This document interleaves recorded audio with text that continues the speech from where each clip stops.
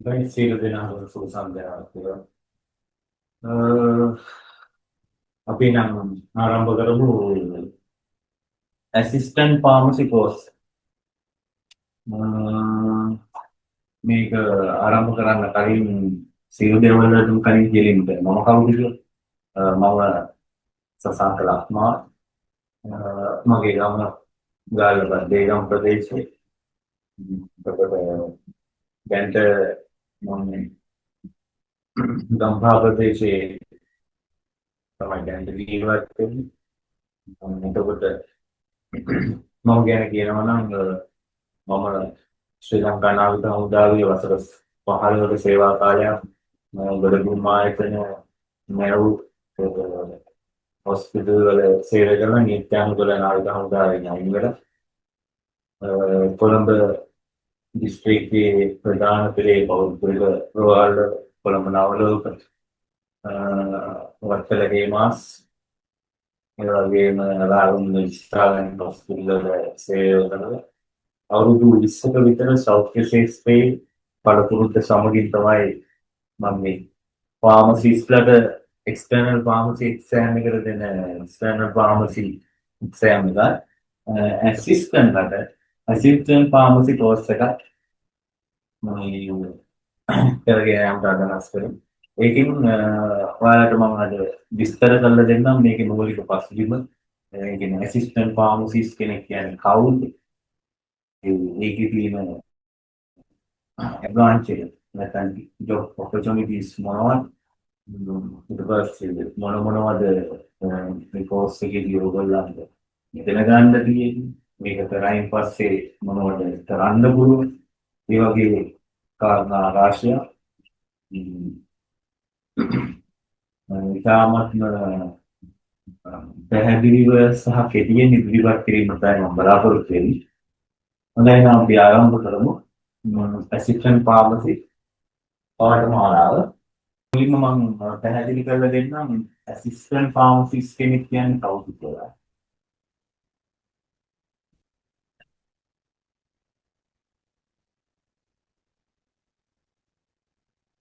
හරිද? Assistant pharmacist කෙනෙක් කියන්නේ කවුද කියලා පැහැදිලි කරන්න කලින් දැනගෙන ඉන්න බෑ. ෆාමසිස්ට් කියන්නේ කවුද? එයාගේ නමේම තියෙන ෆාමසිස්ට්ගේ ඇසිස්ටන්ට්. ඇසිස්ටන්ට් කියලා කියන්නේ මේ ෆාමසිස්ට්ගේ ඖෂධ වේදිකාගේ සියලුම කාර්ය වෙනුවෙන් සහාය දක්වන්නා වූ නැත්නම් එයාට පස්සේ ෆාමසිය තුළ ඉන්න රිස්පොන්සිබල්ම පුද්ගලයා තමයි ඇසිස්ටන්ට් ෆාමසි කියලා කියන්නේ. එතකොට නිකන් දැන් ওই ෆාමසි වල වැඩ කරන ඇසිස්ටන්ට් ෆාමසිස්ලා ඒ වැඩ කරන ගමන් මොනවා හරි දෙයක් ඉගෙනගෙන එහෙම තමයි කරන්නේ. පොඩි පොඩි මොනවා හරි කෝස් කරලා තියෙනවා ඒකට තමයි දැනුමක් ලබාගෙන තියෙන්නේ මේ ඔක්කොටම. එතකොට මේ වගේ ඇසිස්ටන්ට් ෆාමසි කෝස් එකක් කරනවා නම් එතකොට ඒ ඖෂධ වේදිකා තරම්ම නැති වුණා ඒහා සමානව මේ යම්කිසි කාරණා එකක් මේගොල්ලෝ දන්නවා. එහා ගමන් ටිකක් කියලා කියන ටිකක් නෙවෙයි මේ මම මේ කෝස් එකේදී බලාපොරොත්තු වෙනවා ෆාමසිස් එක්සෑම් එකේ එක්ස්ටර්නල් ෆාමසිස් කෙනෙකුට උගන්වන මාතෘකා 7ක් තියෙනවා. ඒ මාතෘකා 7ම යම් කිසි ප්‍රමාණයකින් අඩු කරලා ෆාමසිස්ලාට තරම ගැඹුරට යන්නේ නැතුව නමුත් ඔයගොල්ලන්ට තේරෙන විදිහට ඒක සම්පූර්ණ සිංහලෙන් එක්ස්ප්ලেইন කරන්න මම බලාපොරොත්තු වෙනවා. හැබැයි මම මේක ලියනකොට ලියන්නේ ඉංග්‍රීසි වලින් මොකද මේක සිංහලෙන් ලියන්න පුරුදු වෙන්නත් එපා. ඔයාලා ඕලෙවල් මුලානේ ඕලෙවල් හෝ ඒලෙවල් විභාගෙට වාඩි වුණාම ෆේස් කරපුවා. ඒක නිසා ඒ තරම් අර පල්ලෙහා මට්ටමට වැටෙන්න එපා. මේ ඇසිස්ටන්ට් ෆාමසි කියන්නේ ප්‍රොෆෙෂන් එක. රයිට්. හරි අපි නම් බලමු මේ ෆාමසිස්ට් කියන්නේ කවුද නේද? ඇසිස්ටන්ට් ෆාමසි කියන්නේ කවුද කියලා කලින් දැනගන්න. ෆාමසිස්ට් කියන්නේ කවුද? රයිට්. මෙතන ඉන්නවා ડોක්ටර් නැත්නම් ප්‍රොෆෙසර්. මෙතන ඉන්නවා හොස්පිටල් එකක ප්‍රධානම පුද්ගලයා කවුද? රෝගියා. හරි. එතකොට මෙන්න මේ රෝගියාට යම් කිසි ලෙඩක් කියන්නේ සිම්ටම් එකක්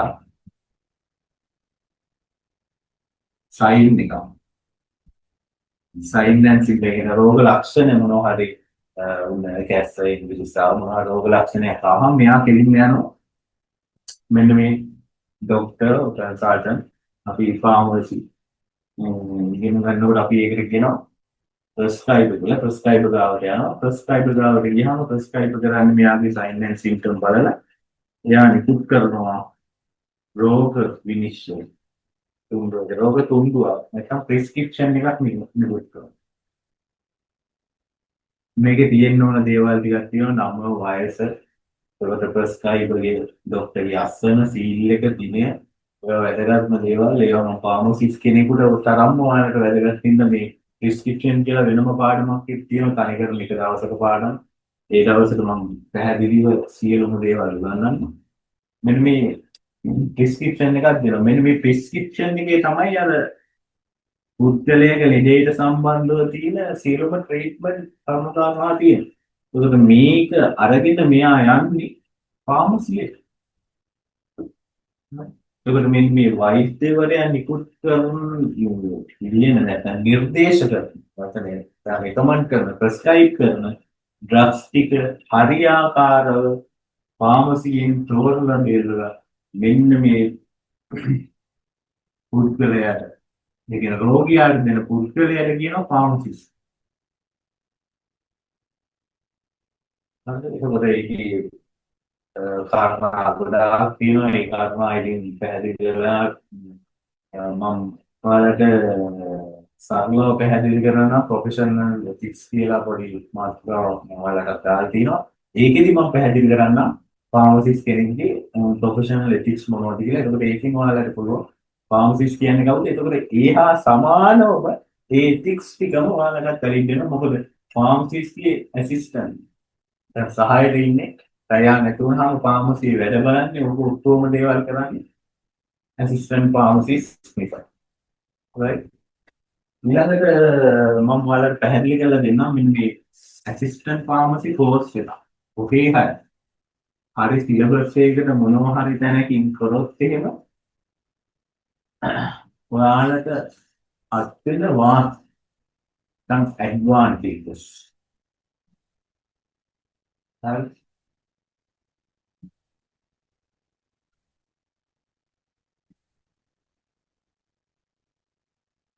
මේ ඇසිස්ටන්ට් ෆාමසි කෝස් එක කරා මගේ කරන්නේ කාගේ හරි කෝස් එකක් කරලා එයාට ගන්න දැම්ම පළපුරුද්දක් ආවට පස්සේ එයා ලැබෙන එක තමයි ඇසිස්ටන්ට් ෆාමසිස් කෙනෙක් විදිහට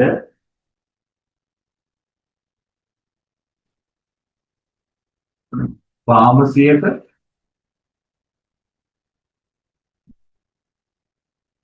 සේවය කරන්න පුළුවන්. සාමාන්‍යයෙන් ඇසිස්ටන්ට් ෆාමසිස් කෙනෙක්ගේ මේ කාලය හැටියට සම්පූර්ණ මාසික වැටුප 60,000ක් 70,000ක් අතර ප්‍රමාණයක් තියෙන මේක ඉතින් ආයතනයන් වෙනස් වෙනවා සමහරක් අයට මීට වඩා වැඩි සැලරියක් හම්බ වෙන්නත් පුළුවන් සමහරක් අයට මීට වඩා අඩු සැලරියක් වෙනවා සාමාන්‍යයෙන් නමුත් මේ වගේ ප්‍රමාණයක් හම්බ වෙනවා. ඒකට මේ කෝස් එක කරයින් පස්සේ ඇසිස්ටන්ට් ෆාමසිස් කෙනෙක් විදිහට ඔයාලට ෆාමසියක වැඩ කරන්න පුළුවන්.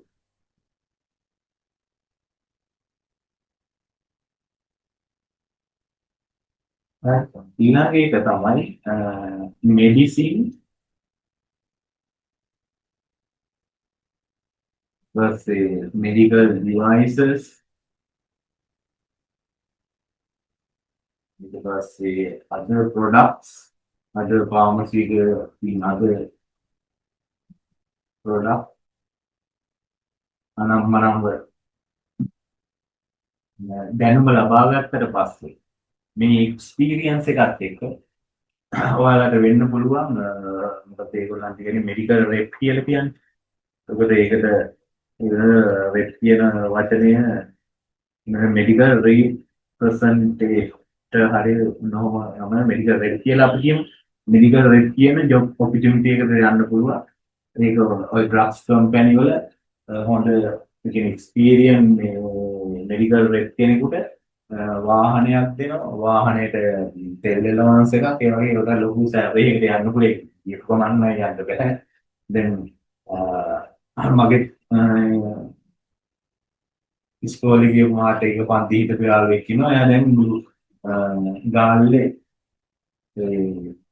හේමාස් කම්පැනි එකේ ගාල්ල ප්‍රදේශයේම හෙඩ් ඉන්නේ එයා. උදේ අර කාර් එකක් තියෙනවා. පෙට්‍රල් එලවන්ස් එකක් හම්බුනවා. ඊට පස්සේ මේ ඉතාමත්ම හොඳ ජීවිතයක් ගත කරන්නේ. හැබැයි මේ ඒ ලෙවල් සයන්ස් කරේ මාත් එක්කම ක්ලාස් එකේ හිටියේ S3 S2යි දුවල එක විෂයක් වේ. එතකොට එයා ෆේල් වුණා කියලා එයා වැඩ ඇදී ඔතේ ඇදී නෑ. කෙලින්ම ඇසිස්ටන්ට් ෆාමසිස්ට් කෙනෙක් විදියට මේ මෙඩිකල් රෙප් විදියට ජොයින් කරලා දැන් මේ මුළු ගාල්ල ප්‍රදේශයේම ෆේමස් මේ ඩ්‍රග් කම්පැනි එකේ මේ මැනේජර් කියන පෝස්ට් එකට සමානව වෙන්නේ නැති. එයා සමාන ෆැසිලිටිස් තියෙන හොඳ මේ ජොබ් රෝල් එකකට දැන් ඇවිල්ලා තියෙනවා. ඒතකොට මෙඩිකල් රෙප් වෙන්න පුළුවන්. ඊට අමතරව ඩ්‍රග්ස් මැනුෆැක්චරින් කම්පැනි වල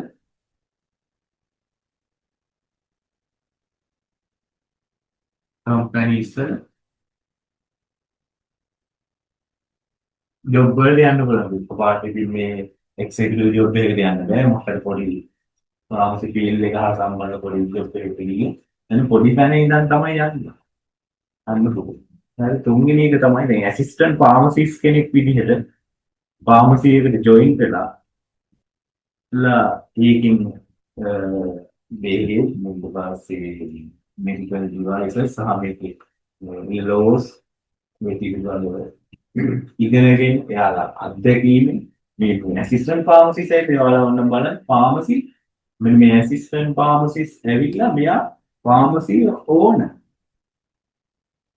ඉතින් ෆාමසියේ අයිතිකාරය දක්වාම යනවා. ඔය දැන් ගොඩාක් ෆාමසි වල ෆාමසි ඇසිස්ටන්ට් විදිහට ආපු අය තමයි මේ ෆාමසියේ හෝ වෙනත් ෆාමසි ඕනර්ස්ලා වෙලා ඉන්නේ. මොකද ඒගොල්ලෝ අර පොඩි තැන ඉඳන් ඒක තමයි කියලා පොඩි කාලෙදීම තමන්ගේ පැෂන් එක තමන් මොකටද දක්ෂ තමන් මොක වෙන වින්දේ කැප වෙන්නේ තමන් මොකටද මේ ලෝකෙට ඇවිල්ලා තියෙන්නේ ඒක තේරුම් ගත්තොත් දැන් යා ඒක තේරුම් අරගත්තොත් ඇසිස්ටන්ට් ෆාමසි ඉඳලා මේ 60000 50000 සෑලරි එක මට්ටමේ යැපෙන්නේ නැතුව එයා මේ ෆාමසි ඕන. ඒ කියන්නේ ෆාමසි සුත්ත්‍ය වැඩ කරන්නේ මෙයා යන. මේ වල ෆාමසි එක්සෑම් එක කරන්නේ රිසර්ච් නේ. එතකොට ෆාමසි ඕන කෙනෙක් වෙනවා යා. එතකොට ෆාමසිස් වැඩ කරන්නත් ඕන. මේ ෆාමසි ඕන. එයාට දෙන්නේ ෆාමසි වැඩ කරන්නේ.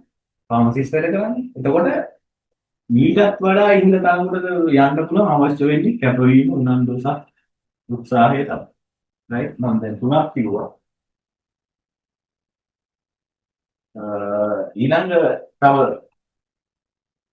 ඔපචුනිටි එකක් තියෙනවා මේ ෆාමසි ඇසිස්ටන්ට් කෝස් කරන් ඊපස්සේ සමහර ගොඩාක්ම කට්ටිය ෆාමසි ඇසිස්ටන්ට් කෝස් එක කරන්නේ ෆාමසිස් කෝස් එක කරන්නේ බැරි අයනේ ගොඩාක් වෙලා එහෙමනේ. තියෙන හොඳට මේ BSc යනම් මනන් කරලා ඩ්‍රග්ස් ගැන සහ ওই ෆාමසි ෆීල්ඩ් එක ගැන ඉගෙන ගන්න විතරක් එහෙම කට්ටියක් තියෙනවා. එතකොට ඒක මම කියන්න බෑ නමුත් බහුතරේ එහෙමයි. දැන් ඒගොල්ලන්ට අපි තුමු එයාලට සයන්ස් කරලා තියෙන්නේ S1. මෙයා ඇසිස්ටන්ට් ෆාමසිස්ට් විදිහට ෆාමසි එකට ජොයින් කරනවා.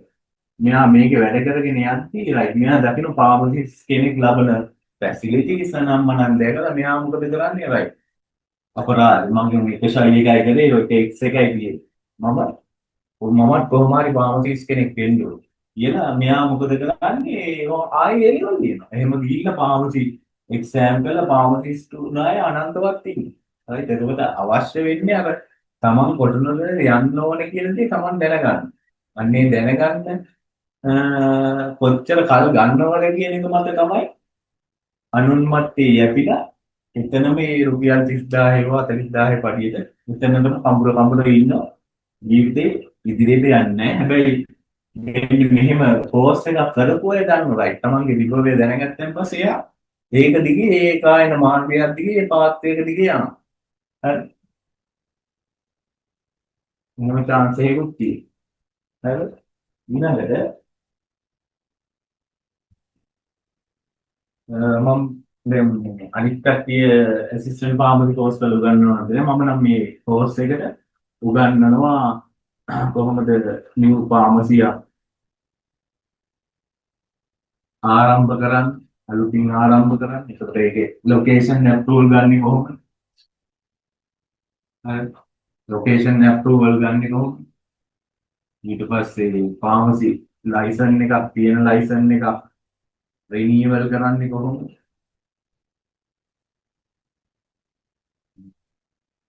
ඊට පස්සේ ආයි ෆාමසියක් ඊට පස්සේ තියෙන ෆාමසියේ තියෙන ගොඩනැගිලි වල වෙනස්කමක් සිදු වුණාම ඒ කියන්නේ වෙනස්කමක් සිදු වුණාමත් නැවතත් මේ ලයිසන් එක රිනීවල් කරන්න. හරි. ඒක කරන්නේ කොහොමද? ඒ ඔක්කොම ටික මම උගන්වනවා. ඊට පස්සේ ෆාමසියට කොහොමද ඩ්‍රග්ස් ඕඩර් කරා? හරි. ඊපස්සේ මෙන්න මේ ඕඩර් ඩ්‍රග් ස්ටොක් මේන්ටේන් කරන්නේ කොහොමද? හරි. ඊට පස්සේ මේ මේන්ටේන් කරපු ඩ්‍රග් ස්ටොක් එක්ස්පයර් වෙන්න ලං වෙනකොට ඒ කියන්නේ ෂෝට් එක්ස්පයර් වෙනකොට ඒවට මොකද කරන්න පුළුවන්? ඒවට ජාත්‍යන්තර වශයෙන් පිළිගත්ත ක්‍රමවේද මොනවද? හරි. ඊට පස්සේ එක්ස්පයර් වුණාට පස්සේ ඩ්‍රග්ස් වලට කරන්නේ මොනවද? මේ ෆාමසිස්ලා දන්න දේවල් ඒ ටිකම ඔයාලා දැනගෙන ඉන්න ඕනේ. ෆාමසිස්ට් නැති වෙලාවට කවුරු හරි ආවම කවුරු හැරුවා. ඒක ඔයගොල්ලෝ දැනගෙන ඉන්නවා. එතකොට ප්‍රෝබ් මේ මහා ගැඹුරට නෙවෙයි නමුත් සාමාන්‍ය ප්‍රමාණයකට දැනගෙන ඉන්නේ අවශ්‍ය ප්‍රමාණය මම මේ කියලා දෙන්න කොච්චර ප්‍රමාණයකට ඔයාලා දැනගෙන ඉන්න ඕනද?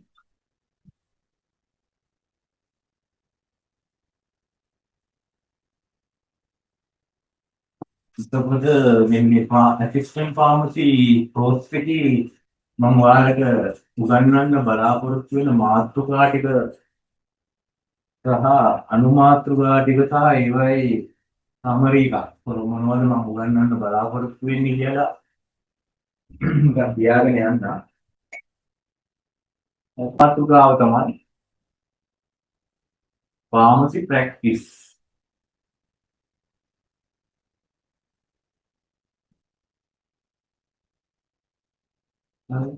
මේ මාතෘකාව යටතේ මම ඔයාලට උගන්වන්න බලාපොරොත්තු වෙනවා මෙන්න මේ කාරණා. හරි. පළවෙනි එක ෆොරෙන්සික් ෆාමසි.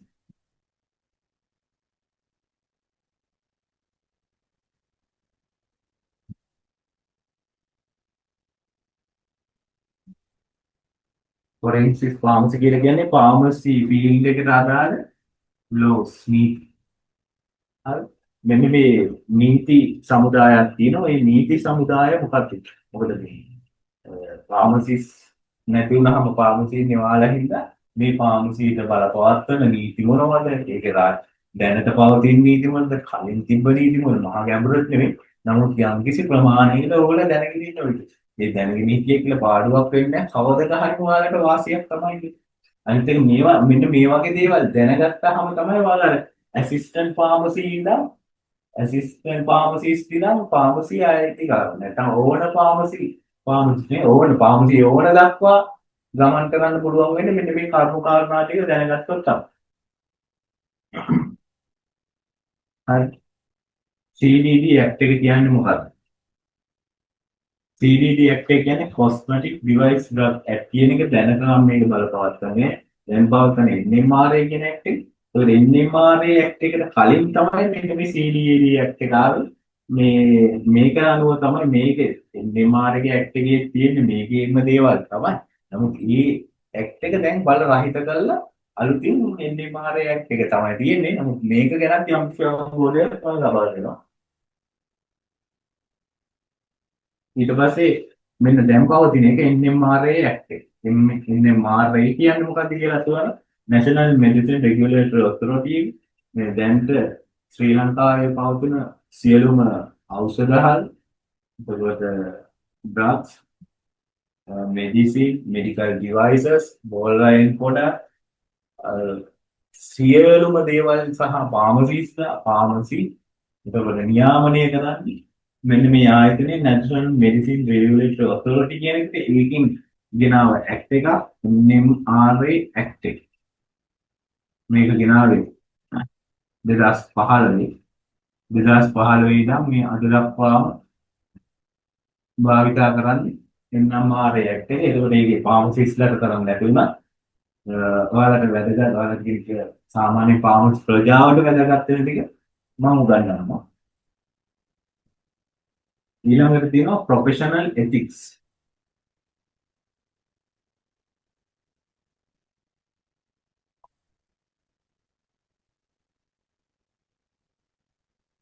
මෙතෙන්දී නම් ඔයාලට බලපාන කෙලින්ම ෆාමසිස්ට්ගේ එතික්ස් ටිකම තමයි. මේ ටික මම මේ වෙලාවට උගන්වනවා මේ උගන්වනකොට.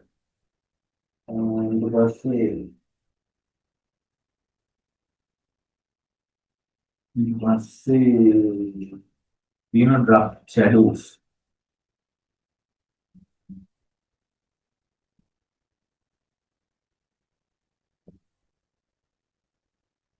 ඒ කියන්නේ මෙන්න මේ MMR ඇක්ට් එකේ තියෙන ඔය ආගේ ෆාමසියේ තියෙන ඩ්‍රග්ස් ටික එක එක මේ ෂෙඩියුල් වලට ෂෙඩියුල්ස් කරලා තියෙන්නේ. ෂෙඩියුල් 1 තියෙනවා, ෂෙඩියුල් 2 තියෙනවා, ෂෙඩියුල් 2 වල වර්ග දෙකක් තියෙනවා, 2A කියලා තියෙනවා, 2B කියලා තියෙනවා. ඒවා ඒ කියන්නේ මේ මොනවද ඩ්‍රග්ස් මෙතනින් එහාටම වලට වැඩ නැහැ. නමුත් මෙන්න මේ ටික වෙනකම්ම දැනගෙන ඉන්න. හරිද? සමහර ෆාමසිස්ලා ඇහුවත් මේ ටික දන්නේ නැහැ. මේක දන්නේ නැහැ කියන්නේ ඒගොල්ලන්ට මතක නැහැ දැන් ඊට පස්සේ භාවිතා වෙන්නේ නැහැ නේ එක්සෑම් එකට පස්සේ. එතකොට මේ මම ඔයාලටත් මේ ටික උගන්වනවා ඒගොල්ලන්ට වඩා නැති වුණත් යම් කිසි ප්‍රමාණයකට උගන්වනවා. එතකොට තව පොඩි පොඩි අනුමාතුකා ටිකක් තියෙනවා. ප්‍රධාන මාතෘකා ටික තමයි ඔය ෆාමසි ප්‍රැක්ටිස් වල. ඊළඟට මාතෘකාව තමයි ෆාමසිටික්ස් කියන මාතෘකාව. ෆාමසිටික්ස් මාතෘකාව ෆාමසිස්ට්ලාට වගේම ඔයාලට කරගන්න වෙනවා. මොකද මේ ඔයාලා තමයි ගොඩාක් ගැටෙන්නේ. දෙවෙනි මාතෘකාව තමයි ෆාමසිටික්ස්.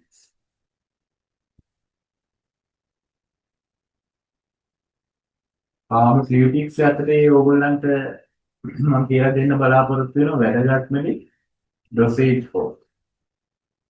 ඩොසේජ් ෆෝම්ස් කියලා කියන්නේ අපි මෙඩිසින්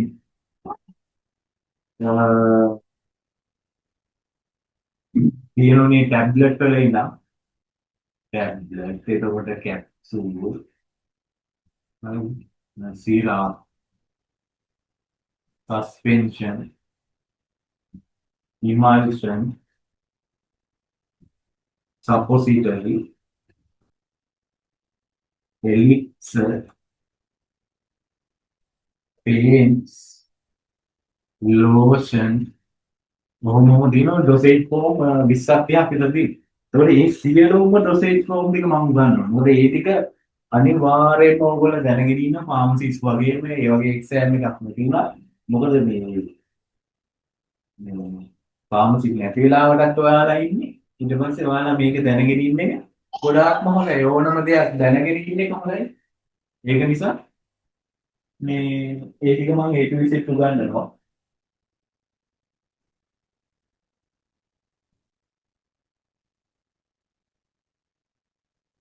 හරි. ඊට පස්සේ උගන්වනවා මේ ඩොසේජ් ෆෝම් වල තියෙන පැකේජින් මැටීරියල්ස්. පැකේජින් සිස්ටම් එක මොකක්ද? හරි කියන ඩිලිස්ටර් පැක් එකක්ද? ස්ට්‍රිප් පැක් එකක්ද? බල්ක් පැක් එකක්ද? මම මේ ටිකේ පැකේජින් සිස්ටම් එක උගන්වනවා. ඊට පස්සේ ස්ටෙරිලයිසේෂන් කියන්නේ මොකක්ද?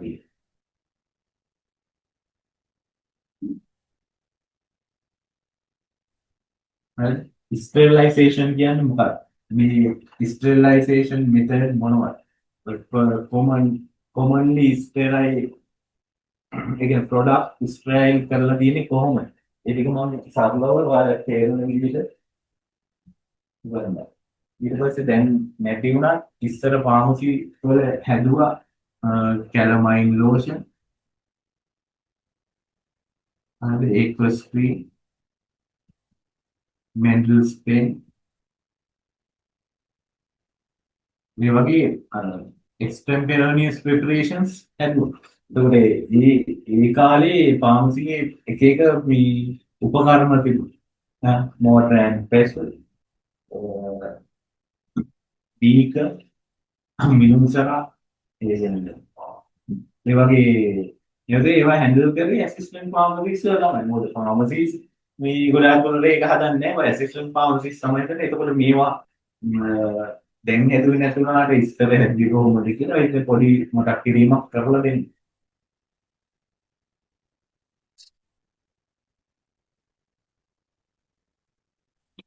හරි. එතකොට එතනින් තව පොඩි පොඩි මාතෘකාවක් තියෙනවා. ඒ ටික මම මේක පාඩම කරනකොට කියලා දෙන්නම්.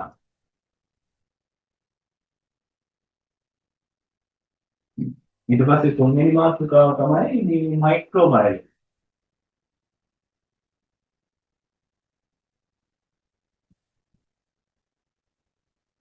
හරි. මේ ෆාමසිස්ට්ලාගේ මාතෘකා ටිකම අර ඔයාලට අවශ්‍ය ප්‍රමාණය විතරක් අනිත් ඒවා තාරබල ඇරව එමීට ඔයාලට අවශ්‍ය ටික විතරක් උගන්නේ. එතකොට ෆාමසිස්ට්ගේ දැනුම තරම් නැති වුණත් ඒ හා සමානව ඊට වඩා අඩුවෙන් දැනුමක් තියෙනවා. right? ඒක ඉගෙන ගන්න එක ඔයාලගේ වැඩ. මම මේ මට්ටමට උනත් උගන්වන්න කැමති. නමුත් ඒ තරම් අවශ්‍ය නැහැ කියලා කියන්නේ. ඒකට ඔයාලම කියනෝනේ ඉතර ඕනේ. එතකොට ඒ තරම් නැති වුණත් යම් කිසි ප්‍රමාණයකට උගන්වන්න ඔයා ඉගෙන ගන්න එක ඔයාලගේ වැඩ. හරි මේකේ මේ ඉමුනොලොජි කියන්නේ මොකක්ද? ඊට පස්සේ ඇන්ටිජන් එකක් කියන්නේ මොකක්ද? ඇන්ටිබොඩි එකක් කියන්නේ මොකක්ද? හරි.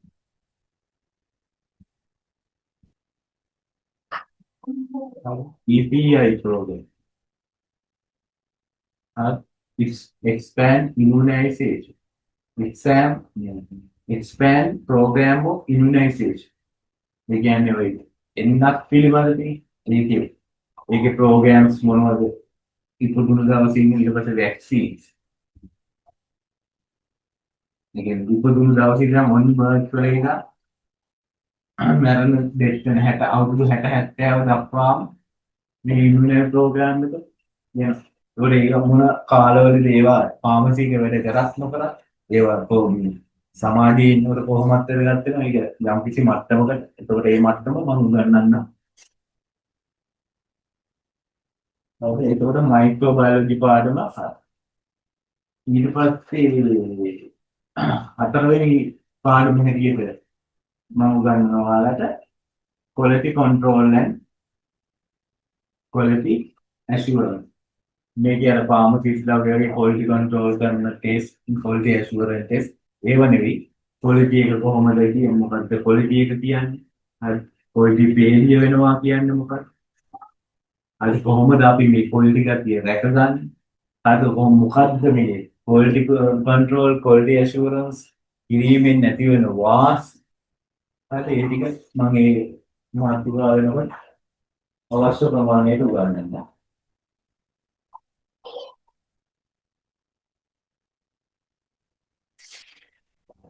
ඊට පස්සේ පස්වෙනි මාතෘකාව හැටියට දිනවා pharmacognance. pharmacognance කියන්නේ මේ ඉතින් මොකක් හරි ඩ්‍රග් එකක් බෙහෙතක් හදනකොට මේකේ මේ නැචරල් ප්‍රොඩක්ට් අපි හිතමු ශාක පත්‍රයේදී මේක අපි හිතමු දැන් තියෙනවා මේ පැන්ඩෝල් පෙත්තිදී මම නිකම් උදාහරණයක් ගත්තේ පැරසිටමෝල් කියන්නේ. පැරසිටමෝල් කියන එක ගන්නේ කොතනින්ද? right? කොතනින් ඉතින් සංයෝගය අරගෙන එක්ස්ට්‍රැක්ට් කරලා මෙන්න මේ දක්වා ඉගෙන මෙන්න මේ ඩ්‍රග් එක හදන්න හැම ඩ්‍රග් එකක්ම නෙවෙයි යම් කිසි කොමන් ඩ්‍රග්ස් වගේ වර්ග දැන ගැනීම පිණිස මේ මොකද්ද මොන නැචරල් ප්‍රොඩක්ට් එකෙන්ද ගන්නේ ඒක මේ ප්‍රොඩක්ට් එක දක්වා එන විදිහේ සංකීර්ණ ක්‍රියාවලියක් තියෙනවා. ඒක සංකීර්ණ නැති විදිහට බොහොම සරලව හැමෝටම තේරුම් ගන්න පුළුවන් විදිහට ගමන් හොඳ අවධානයකින් අහගෙන හිටියොත් හොඳ දැනුමක් ගන්න පුළුවන්. මම ඒවත් උගන්වනවා.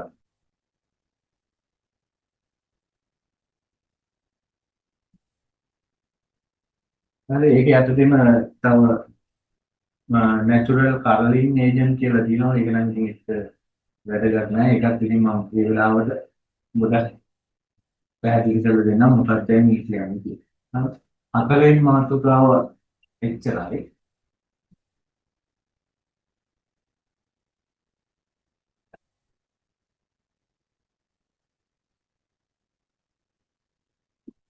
පස්වෙනි මාතෘකාව විතරයි. ඉතින් හයවෙනි මාතෘකාව වාමකොළු.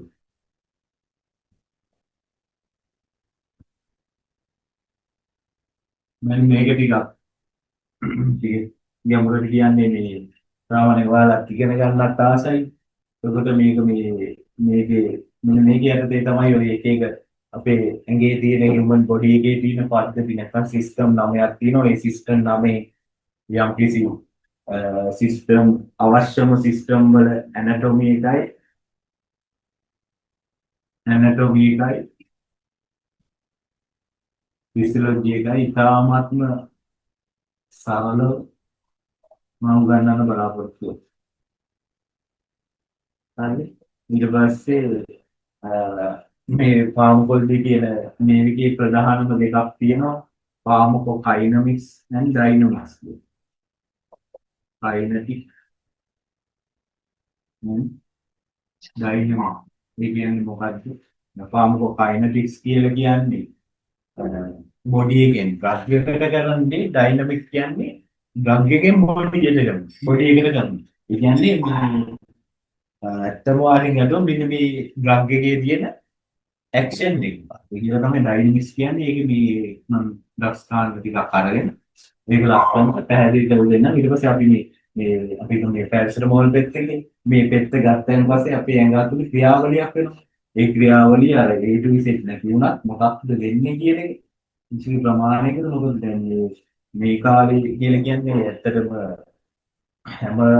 හැමෝගේම අත ස්මාර්ට්ෆෝන් තියෙනවානේ පේෂන්ට්ලා ඉන්නේ මේ ඒ ෆාමසි ඉන්න අයටම ඔයාලට වඩා ඒගොල්ලෝ දන්න ඔය විදිහට අර ඒගොල්ලෝ මේ මේ පෙත්තේ හැඩයෙන් කියන මේක නෙවෙයි කියේ. හරි කියන්නේ ඒ තරම් මේ නේද අනිත් එකේ ෆෝන් වලින් ඒගොල්ලෝ දැන් සර්ච් කරන Google එකේ සර්ච් කරාම එන්නේ නැති දෙයක් නැහැ. ඕන දෙයක් එනවා. ඒකට මේ බෙහෙත ගන්න මොකටද? මේක ඉන්ස්ට්‍රක්ෂන් මොකටද කියලා ඒගොල්ලෝ දැනගෙන ඉන්නේ සමහර වෙලාවට බොරුවටත් අහනවා මේ ෆාමසි ඉන්න අයගෙන් මේ මහත්තයා මේක ගන්නෙ කොහොමද කියලා. ඊට පස්සේ මේ අපි දැන් ඔබ දන්නේ නැතුව වැරදි දෙයක් කිව්වොත් එහෙම මේ රෙදි නැතුව තමයි යන්නේ. මොකද දැන් ඉන්න මිනිස්සු ඒව දන්නවා. ඉස්සර මිනිස්සු වගේ නෙවෙයි. ඔය හැමදේම දන්න නිසා ඕගොල්ලෝ යම් කිසි ප්‍රමාණයකට ඒවයි ඔයගේ මහා ලොකු දේවල් නෑ ඔය. ඔය බොහොම කියන්නේ පේෂන් ඇඩ්වයිස් ගත්තොත් එහෙම ඒ ගොඩාක් ඩ්‍රග්ස් ප්‍රමාණයකට තියෙන එකම දේ. හරිද? මේ කෑමට පෙර ගන්න ඕනේ එක්ක කෑමත් එක්ක කෑමත් එක්ක ගන්න ඕනේම තියෙන ගොඩාක් මාළුයි. එක්ක කෑමට පෙර ගොඩක් ඒවා කෑමට පසු. ඒ වගේ හැම ඩ්‍රග් එකක් ගත්තාම රයිට් මේ ඇඩ්වයිස් එක මොකක්ද දෙන්නේ කිව්වොත් මේක මේ දැන් ඔමෙප්‍රසෝල් වගේ ඒවා ගන්න ඕනේ. කෑමකට පැකට් විතර බෙන්. ඒ වගේ අර ස්පෙෂල් ඒවා පෙර දානවා. අනිත් ඒවා කෑමට පසු ඕවා මහා ලොකු දේවල් නේ පොඩි දේවල්. ඒවා මේ හිමීට පොඩ පොඩ උගන්වන්න මේ කාල සීමාව තුල.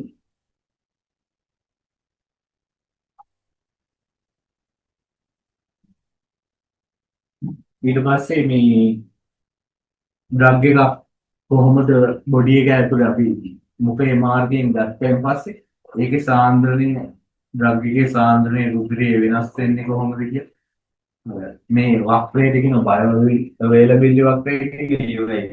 මේ මොනවද අවශ්‍ය නැහැ වල මම නිකන් අදහන කරගෙන නිකන් පැහැදිලි කරලා දෙන්නම් මොකද මේ ඔයාලා දැනගන්න ඉවරයි. දුන්නා මේකේ මාත්‍රාවක් සහ ඒක ඇයි ડોක්ටර් ඒ විදිහට ලියන්නේ? right? ඇයි මේක මේ 500 මිලිග්‍රෑම් බීඩි දවසට දෙපාරක් දෙන්නේ? ඒකට මේවයි අර්ධායු කාලා නම් මනම් කියන්නේ ඒවයි ලොකුවට නැතුණත් ඔයාලට මම ඔළුවට දාලා දෙන්නම්. ඇයි එහෙම දෙන්නේ? මොකද ඒ දෙන්නේ රුධිරයේ සාන්ද්‍රණය නිසියාකාරව පවත්වාගෙන යාම තමයි ඒවයි අදහස. එතකොට යම් කිසි ප්‍රමාණයකට මම ඔයාලට තේරෙන විදිහට ඒ ටික මේ පැහැදිලි කරලා දෙන්න.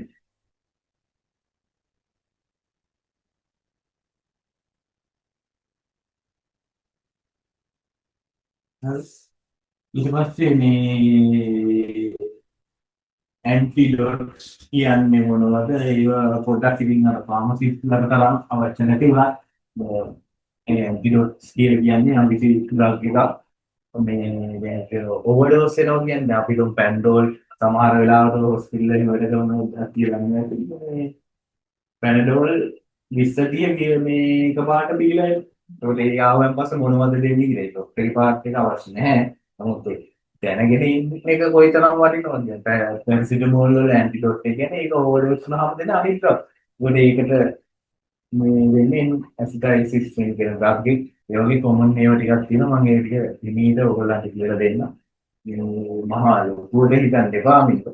මම කියන්නේ මේ වල පුළුවන් තරම් දේවල් ඉගෙන ගන්න. මොන පැත්තෙන් මොන දේවල් හරි කමන්නේ. Tamanට ඉගෙන ගන්න ඕනේ කියලා හිතුණා. ඒ දේවල් ඉගෙන ගන්න. මොකද මේ අපි මරණකම්ම ඉගෙන ගන්න. මේ ඉගෙනීම කවදාකවත් ඉවර වෙන දෙයක් නෙවෙයි. ඒ නිසා පුළුවන් තරම් ඉගෙන ගන්න.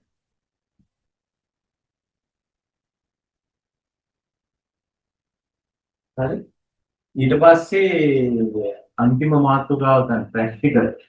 ප්‍රැක්ටිකල් කියන්නේ ප්‍රැක්ටිස් එකට ෆාමසි ප්‍රැක්ටිස් එකට අවශ්‍ය වෙන දේවල් විශේෂයෙන් ප්‍රෙස්ක්‍රිප්ෂන් එක කියන්නේ මොකක්ද? ඊට පස්සේ වැලි ප්‍රෙස්ක්‍රිප්ෂන් එකක් අඳුරගන්නේ කොහොමද? හරි. එතකොට දැන් සමහර දැන් මේ දවස්වල එහෙම ගොඩාක් ඔය මේ අන්තර්ජාලයේම තියෙන ඔය මේ ඔය මත් වෙන්න ගන්න පෙති හරි මොකක් හරි ඔය මෙඩිකල් ඔෆිස් ෆීල්ඩ් එකක් ගහගෙන මේගොල්ලෝ ඒ ගන්න එක්කෙනාව මෙහෙම ලියලා ওই පෙතිලි පෙනක ගයිස් බෑ එයාලගේ දැන් ඉන්ටර්නෙට් එකේ ගැව්වහම හරි කොහොම හරි දැන් ඕක හොයාගන්න පුළුවන්. මේ මිලිග්‍රෑම් ගානක් එක්කම ඒ විදිහටම මේ අර මේක දැක්ක ගමන් ඉතින් අඳුර ගන්න පුළුවන් මේක ලියලා තියෙන්නේ මේ ડોක්ටර් කෙනෙක් නේ මොකද මේ ඩ්‍රග්ස් ඒ දැන් ඒගොල්ලන්ගෙත් ඒ හොර වැඩක්වත් හරියට කරන්න දන්නේ. ඒක ඇවිලා තියෙන්නේ. නැත්තම් ඔය එකක් විතරක් හරිය මේ හරියට ලියාගෙන සීල් එකක් ගහගෙන කියනවා දෙනවා. ඒ වැඩේවත් හරි නමුත් ඔන්න ඔය වගේ දේවලුත් මේ හරියට මේ ඇනලයිස් කරගන්න දන්න ඕනේ. මොකද නැත්තම් මිස්අන්ඩර්ස්ටෑන්ඩ් කරන විශේෂයෙන්ම ওই මේ ඔපියොයිඩ්ස් ඩ්‍රග්ස් නම් ඔයාලා ෆාමසි එකේ වැඩ කරන වෙලාවට ආවිල්ලා ඉල්ලුවට නම් දෙන්න එපා. ඒ ෆාමසිස් ඇතුව නැතුව ඒක ලොකු ප්‍රශ්නයක් වෙනවා. විශේෂයෙන්ම මේ දෙනවා නම් ඔයාලගේ ෆාමසිස් දැනුවත් කරලා එහෙම තමයි දෙන්න ඕනේ. කිසිම වෙලාවක දෙන්න එපා මේ අන්තරායක ඖෂධ ඔපියොයිඩ්ස් මේ ඔය ට්‍රැමඩෝල් ගැබාපෙන්ටින් අනම්මනම් ඔය නිකන් ප්‍රෙස්ක්‍රිප්ෂන් වල ලියලා දෙන්න එපා. ඒක මේ හරිනම් මේ ප්‍රෙස්ක්‍රිප්ෂන් එක මේ වැලිඩ් ප්‍රෙස්ක්‍රිප්ෂන් එකක් කියලා ડોක්ටර්ට කෝල් කරලා තමයි දෙන්න ඕනේ. ඒ තරම් ලොකුවට ලංකාවේ නීති නැති වුණාට මේ නීති අර අවභාවිතා කරලම ගන්න එපා. මොකද මේ ෆාමසිස් නැති අතර ඒවාලනේ ෆාමසි ඊට පස්සේ මේ ඩිස්ක්‍රිප්ෂන් එකේ මේ ට්‍රීට්මන්ට් මාක් එක කියන්නේ මොකක්ද? ඒ යටතේ මොනවද කරන්නේ? ඊට පස්සේ බෙහෙත් වලට අමතරව මේ ප්‍රෙස්ක්‍රිප්ෂන් එකේ මොනවද තව ලියන්න පුළුවන්? බ්ලඩ් රිපෝට් ලියන්න පුළුවන්, එක්ස්රේ ඉන්වෙස්ටිගේෂන් ලියන්න පුළුවන්. ඒක දේවල් දින යොමුන අර ඔයාලට ප්‍රායෝගික ජීවිතයට වැඩගත් වෙන විදිහට අවශ්‍ය වෙන දේවල් ටික මේක ලස්සනට කියලා දෙන්න. අවශ්‍ය ප්‍රමාණයට අවශ්‍ය වෙන විදිහට කියලා දෙන්න. right. ඊට පස්සේ ඉස්සර ෆාමසි වල හදපු ඒ එක්ස්ටෙම්පොරේනියස් ප්‍රිපරේෂන් ටික ඔයාලට අවශ්‍ය නම් ඒක ස්ට්‍රීම් හදන්නේ හදන හැටි නම් දැන් වැඩක් නැහැ. නමුත් ඒවා කොහොමද භාවිතා කරන්නේ? ඇයි භාවිතය නැයි මේවා හැටි. ඇයි දැන් මේවා ඉන්නේ නැත්තේ? ඇයි දැන් මේවා හදන්නේ නැත්තේ? ඒ ඔක්කොම දේවල් ටික මේ පැහැදිලි කරලා දෙන්න ලස්සන. ඔන්න ඔය ටික තමයි